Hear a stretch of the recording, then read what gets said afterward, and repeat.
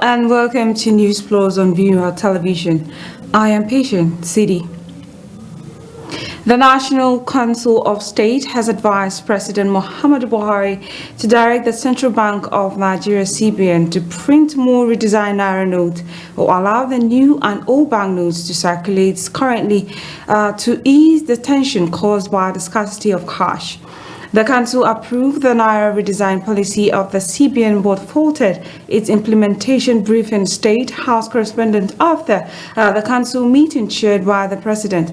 The Attorney General of the Federal Abubakar Malami, who was flanked by Governor Darius Ishaku of Taraba State and Governor Babajide Sanwo-Olu of Lagos State, said that the Council eliminated the need for aggressive action by the CBN to ensure adequate supply of the Naira in the system for proper implementation of the policy.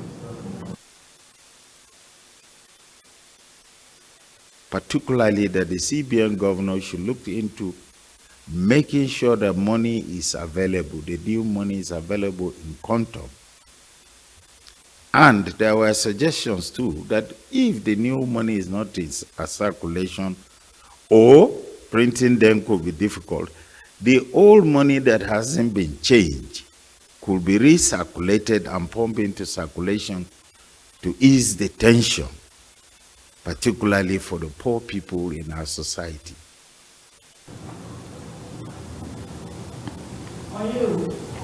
On the 2023 general elections, Malami also expressed the Council's satisfaction with the level of preparation by the Independent National Electoral Commission and other institutions.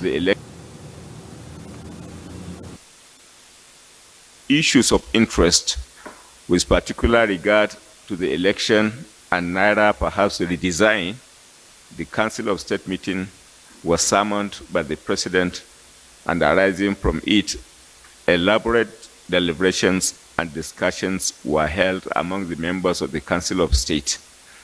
Opinions were expressed, advices given, and indeed consultations made. They have, and even in places where there's been a few disruptions, that they are convinced that they can bounce back. And specific mention were made of one or two places where they said they've recovered and that they've given the country assurance that everything that needs to be done to have the election at the set date are on track. And they thank both the executive and the legislature for supporting them, and that Nigerians should be well assured and should be well mind put at rest. The Nigerian government said it will comply with the Supreme Court suspension of the deadline to swap old Naira notes for new notes. Attorney General of the Federation, Abubakar Malami, said the government will obey the Supreme Court ruling. Malami, who spoke in an interview, said the government was hopeful that the ex parte ruling, which expired on Wednesday, February 15, 2023, will be overturned. The Central Bank of Nigeria had insisted that February 10th will be the deadline for the old 200, 500, and 1,000 Naira notes to be used as legal tenders and be replaced by redesigned notes. However, Kaduna, Zamfara, and Kogi state government on Monday instituted a suit against the federal government at the Supreme Court over the scarcity of old and new Naira notes due to the CBN Naira redesign policy. And now President Muhammadu Buhari has approved the establishment of 67 new radio and television stations. This was disclosed by the Director General of the National Broadcasting Commission, Balarabe Ilela, during a briefing with journalists in Abuja. Ilela, who reeled out NBC's scorecard, noted that nation currently has 7 140 functional broadcast stations in Nigeria. He, however, said the commission finds 17 broadcast stations since the commencement of the 2023 general presidential campaign in September. He added that the commission had also sanctioned 302 for various infringements of the broadcast code. The NBC said it had deployed all the technical and operational facilities for the monitoring of the elections. The Independent National Electoral Commission (INEC) has said that universities lecturers that will be deployed for the year's general elections as ad hoc collation and returning officers must swear to an oath of neutrality. The INEC chairman, Professor Mahmoud Yakubu, said that said this in Abuja during a meeting with Vice Chancellor of Nigeria Federal University at the National University Commission. According to him, the oath of neutrality is for all election staff in line with Section 26 of the Electoral Act 2022. Yakubu further said that the Commission will not deploy any university teacher with obvious political learning for the elections. On his part, the Executive Secretary of NUC, Professor Abubakar Rashid, urged the lecturers that will be deployed for the elections to be the professional in the discharge of their duties. The Presidential Campaign Council, PCC, of All Progressive Congress, APC, has cancelled its second campaign visit to Kano, scheduled to hold on Friday, February 16. The announcement was made via the Twitter handle of the party's PPC and signed by the Secretary, James Falake. However, Falake did not give any reasons for the cancellation of the scheduled event. The APC presidential candidate Bola Tinubu and his running mate Kashim Shettima had visited the state in January, where they both promised good governance and completion of the ongoing project by the Muhammadu Buhari regime. The rally was scheduled as part of campaign activities for the APC presidential candidate Bola Tinubu and his running mate Kashim Shettima ahead of the February 25th poll. As Nigerians count down to the conduct of the 2023 General National Population of Housing Census, the National Population Commission has inaugurated the Population and Housing Census Publicity Committee to create more awareness and inform Nigeria on the need for the credible and acceptable national census in Nigeria. The chairman of the commission, Nasir Kwara, says the inauguration of the Population and Housing Nation Census Publicity Committee marks another milestone in the Commission's journey towards the successful conduct of the 2023 census. Kwara, who is a co-chair of the committee, said the census will generate evidence-based demographic data for development planning purposes for Nigeria. He also said that the vision of the 2023 census is to produce not only accurate, reliable, and acceptable census data, but an inclusive and user-friendly data that will be used by all segments of the society for development planning and critical program interventions. The chairman reassured Nigerians and the international committee that the National Population Commission is irrevocable committed to ensuring that everything about the 2023 general election census is done rightly and professionally. We'll be going on a break, and when we come back, NEWSPLUS continues.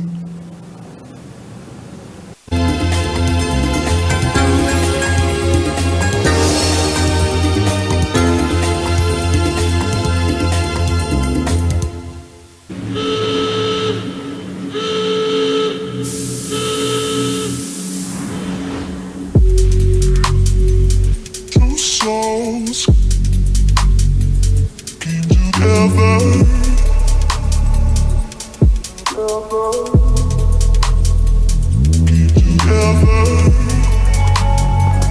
Two souls came together.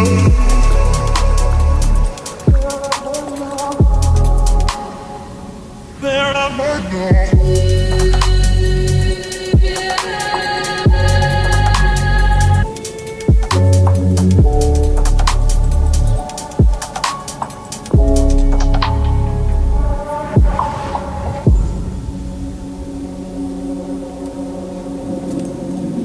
Hat fragrance, the new luxury fragrance for men and women.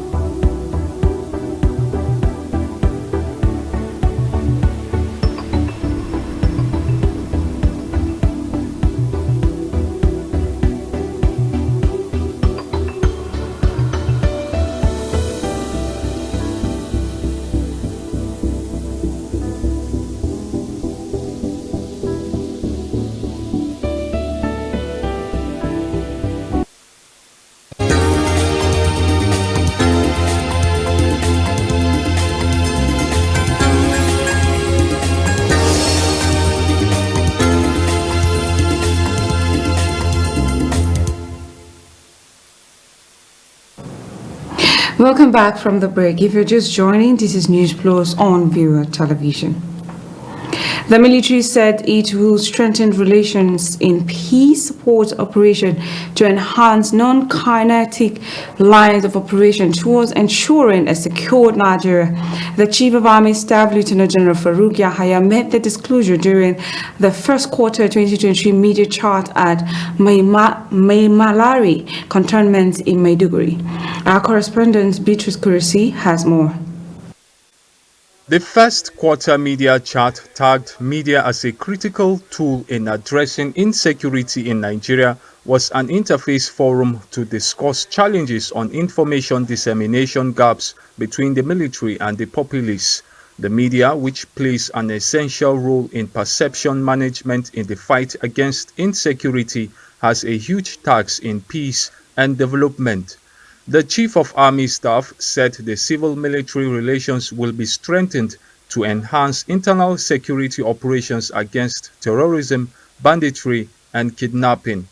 This media chart is timely as it is coming up about 2 weeks before the 2023 general elections, where the Nigerian Army will be tasked to provide security in support of civil authority. In providing such support, the military's involvement are often questioned by sections of society, and the media chart provides an avenue to clarify the extent of our involvement and also helps to shape public perspectives on the roles of the Army in the situation. A panel discussion and a paper presentation titled "The Role of the Media in Enhancing Civil-Military Cooperation in Joint Operations Environment" highlighted mutual modalities that will help build trust between the media and the military. I also strongly believe that the media must partner. And I was telling my sister during the tea break that I get frustrated because we like to go with the bandwagon. Let's criticize them. Let's condemn them. They are all wrong. They are all thieves. But some of us must shift through all that and say, you know what, I want to know the good intention of this government.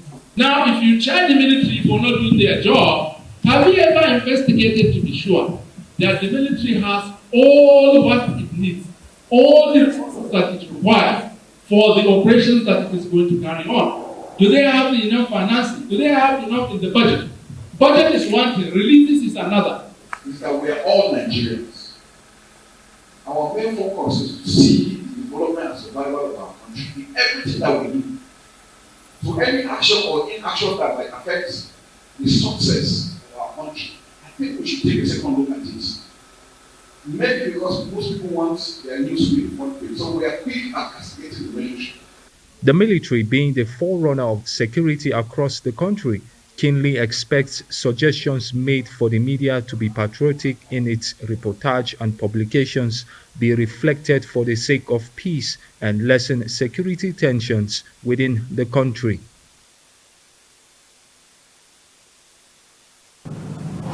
The Bauchi State Government, through the Ministry of Agriculture, Education, Health and the State Primary Healthcare Development Agency, in collaboration Well, the USAID Breakthrough Action Nigeria intensify awareness creation campaign in school around the state on Lassa fever. This is coming as the state is battling with more cases and increasing mortality rate in some local governments, which is why the need to ensure adequate preventive measures are being taken to prevent further spread of the deadly diseases. Our Bauchi State correspondent Awal Hassan completes the story. Surging cases of Lassa fever in some local governments of Bauchi State calls for awareness campaigns. The state ministries of Agriculture and Rural Development, Education, Health, as well as the State Primary Healthcare Development Agency have collaborated with the USAID Breakthrough Action Nigeria to make sure that students, especially in boarding schools, understand the preventive measures. Definitely in the state, we've been having reports of Lassa fever in some of the local governments, almost five of them. Kirifi, Bauchi, Tafawa Balewa, Toro, Ganjua. These are 5 local governments that have been reporting this case of Lassa fever. Bauchi is among the local government. We have concern because, as I told you, it's a disease that the state has been battling with for quite some time now. And we know it's one of the fatal zoonotic diseases and it's been transmitted by rats. And we know rats are everywhere. And so that's why we feel coming to discuss with these students will be very important, because these students are coming from different LGS, some even outside the state. So we believe by the time we sensitize them, this information will go a long way, and a lot of people will get to understand how important the disease is and what are the things needed to prevent themselves from getting infected.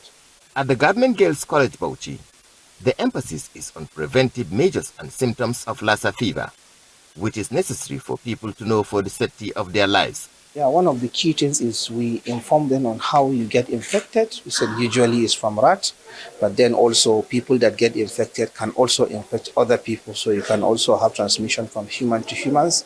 And so we also went down and discussed few of the symptoms you see, one key of which is the fever. Just from the name Lassa fever, you see fever, you see diarrhea, sometimes you have vomition, sometimes you have generalized weakness of the body. At the initial stages. So when the condition gets bad, you begin to see bleeding coming from orifices, and then usually patients hardly respond to treatment when they get to that level. So we encourage them to report cases early so we can be able to treat early, and so we successfully save the life of that particular patient. For the principal of the school, this sensitization is timely, the knowledge of which would be extended to the rest of the students who were not part of the gathering. Yes, that's why my teachers are here. The senior mistress, academics, and senior master too is here. Then their club and society mistress, so that they will arrange on how they are going to emphasize on this sensitization. And I promise that on Monday there will be a program or a drama and presentation on this sensitization.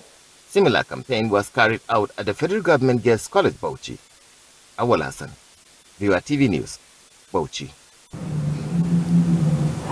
The Abubakar Tafawa Balewa University Teaching Hospital Bauchi has successfully carried out its first spinal surgery on a 63-year-old man who had not been able to work and move some part of his body for some years. Dr. Olabisi Ogunlaye, a consultant neurosurgeon who led the operation, said that the success of the operation is not unconnected to the enabling environment given by the management of the hospital, especially in terms of providing the needed equipment which is up to date. Our Bauchi State correspondent Awal Hassan has more on this. This is the modular theater of the Abubakar Tafawa Balewa University Teaching Hospital in Bauchi, which is fully equipped with the latest equipment needed to carry out the most complicated surgical operations, including spinal surgery. Okay, here we are in modular theater, and we are operating on Alhaji Sani Ibrahim, a 63-year-old man who presented with inability to use both upper limbs and lower limbs, and he has not been working for the past 1 year. And from all our investigation, we discovered that he has what we call cervical degenerative disease. And this morning we'll be operating on him, the first of its kind in HBUTH. And what we'll be doing is that we'll be doing corpectomy of C4 and we'll be doing discectomy of C71. The operation, which took the combined effort of 2 neurosurgeons, a consultant anesthetics and their team, including some nurses, took more than 5 hours to accomplish.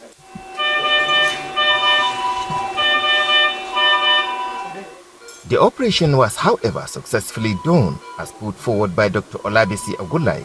The surgery was a successful one, and it's first of its kind in the history of our teaching hospital, Abubakar Tafawa Balewa University Teaching Hospital, Bauchi, and we did it, and it was a successful one.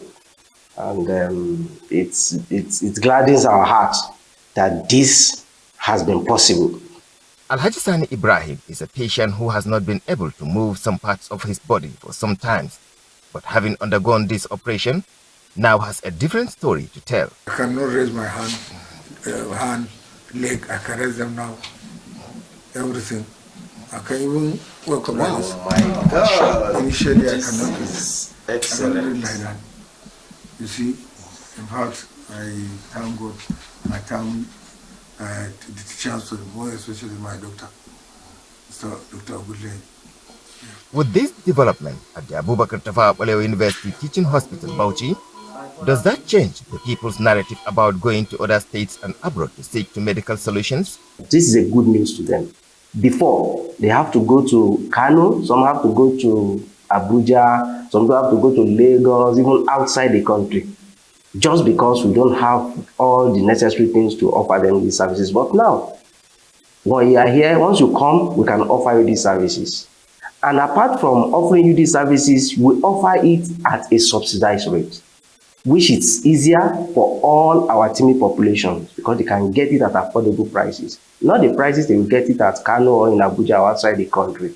And also, for the rest of the country, anywhere they are, they can also come over here because they are sure that they will get the best services at affordable prices. Awul Hassan, URTV News, Bauchi. The Nigerian Institute of Town Planners has advocated capital punishment for the violators of building control standard to minimize building collapse. The NRTP National President Nathaniel Atebije made the call of the Institute quarterly press conference in Abuja. He said it was unacceptable that the country had recorded 4 building collapse strategy this year in FCT, Lagos, and Rivers State. He, however, called for rigorous enforcement of city management and building control standard to cope incidents of building collapse. The Nigeria Economic Summit Group has signed a memorandum of understanding with the United Nations Children's Fund (UNICEF) to tackle the menace of child rights infringement and poverty across the country. Speaking at the event which took place at the United Nations office in Abuja, the NESG chairman Yusuf said the aim of the collaboration was to join forces with UNICEF in supporting Nigeria's government's effort to addressing issues affecting children and reducing poverty in the country. According to him, the partnership is geared towards the achievement of the sustainable development goals in education, health, and other child rights issues in Nigeria. It is also geared towards interfacing and advocating at the highest policy levels for a child-centered approach to development in Nigeria.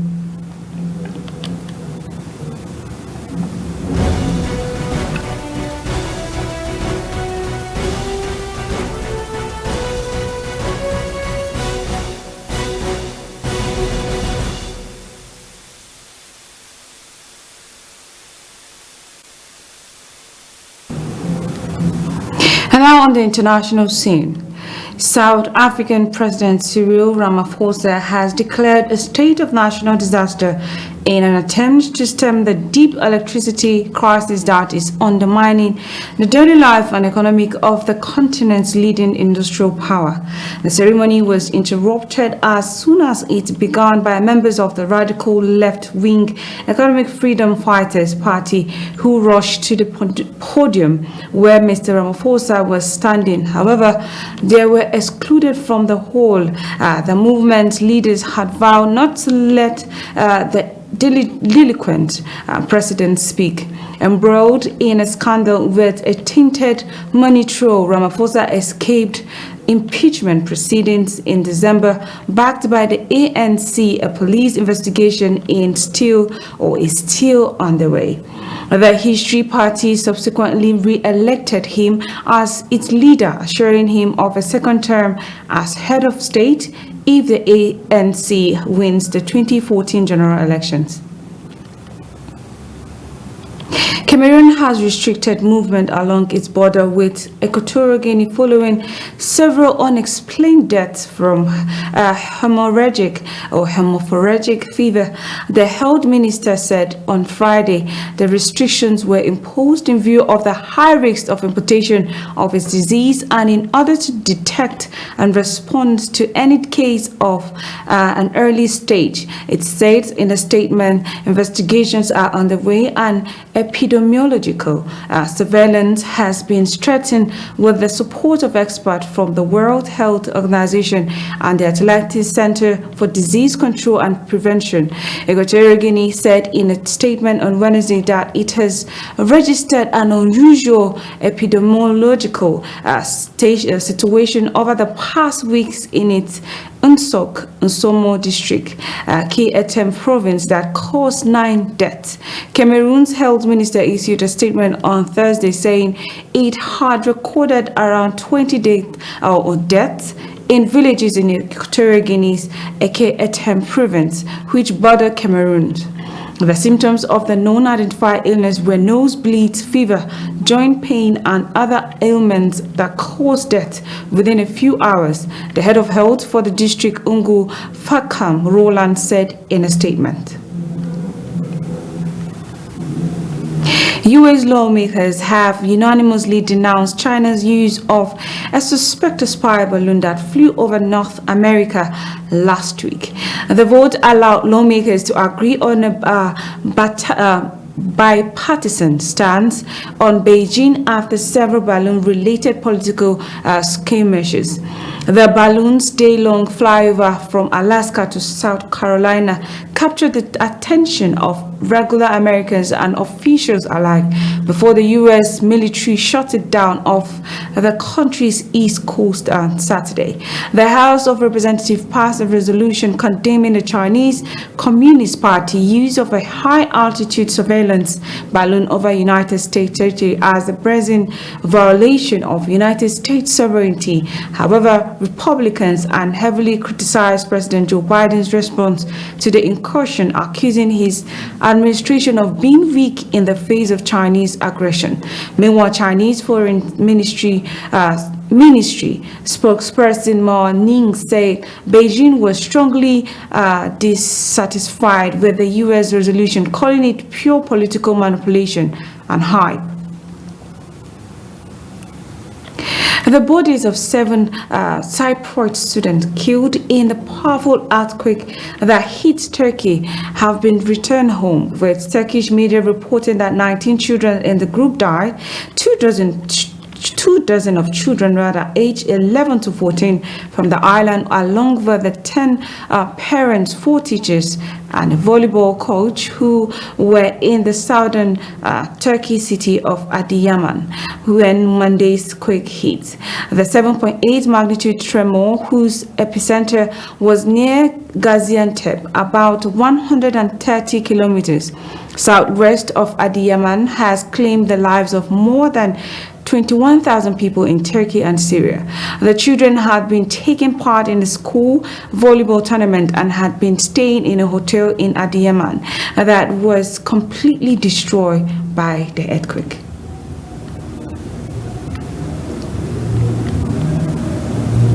And that's all on NEWSPLUS. Many thanks for watching. I am Patient City. Stay tuned and enjoy the rest of our programs.